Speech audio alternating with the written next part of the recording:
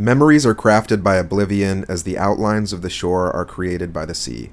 Mark Augie from his book Oblivion.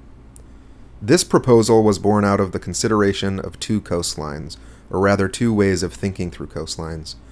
The first can be found in How Long is the Coast of Britain, one of Bernat Mendelbrot's earliest papers on the subject of fractal geometry. In this paper, Mendelbrot explores the coastline paradox, the notion that the length of a coastline depends on the method and accuracy of the tool used to measure it. The more accurate the unit of measure, the longer an irregular line becomes. If you can imagine infinitely more precise tools for measuring, a coastline becomes infinitely long. For Mendelbrot, the solution to this paradox was to employ fractal geometry to look at the texture rather than the length of the line.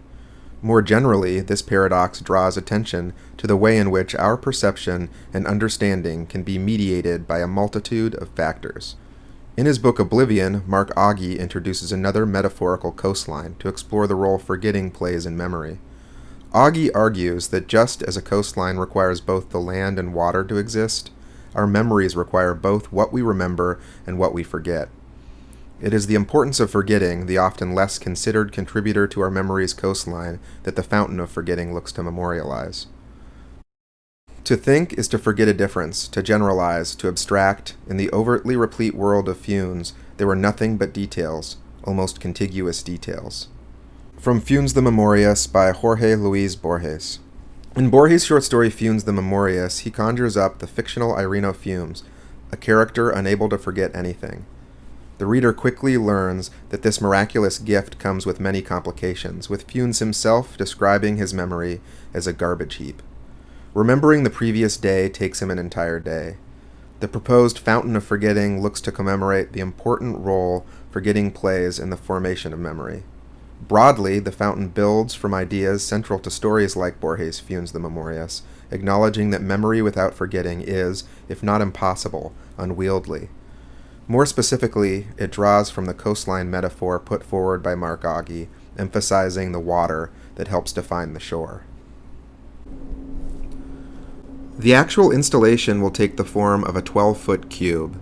Video of water will be projected on the sides of the temporary structure. One side of the cube will be a live video feedback loop, producing a Sierpinski carpet fractal pattern. Anyone that walks between the camera and this live projection will become a part of the pattern. The result of this interactive feedback loop will be video mapped and projected on the other 4 exposed sides of the cube. This will give the impression of a digital fountain. Technically, the digital feedback loop employed in this installation works like a traditional infinity tunnel, where you direct a video camera at a monitor that is displaying a live feed of what the video camera records. By dividing the projection into multiple frames, the equivalent of adding more monitors, a more complex Sierpinski carpet fractal pattern is created. Just as you cannot have remembrance without forgetting, history, community narrative, and individual or institutional memory also requires the emphasizing of some things at the expense of others. The fountain of forgetting will be installed in a variety of locations.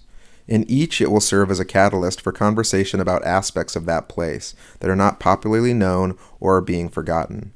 This will be an opportunity for community members to get together outdoors and share information about a place. Emphasis will be put on forgotten histories, individual stories and anecdotes that look at the complexity of the place, and non-dominant narratives.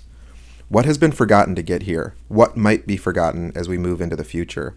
A series of gatherings will be organized around the fountain at any given location, bringing people together to reflect on the installation's meaning and the neighborhood. Such a gathering might include introduction and explanation, structured discussion of memory and forgetting, the reading of poetry and other applicable texts, and a period of silence and observation in which individuals are encouraged to interrupt with memories of things they wonder if they will remember in the future.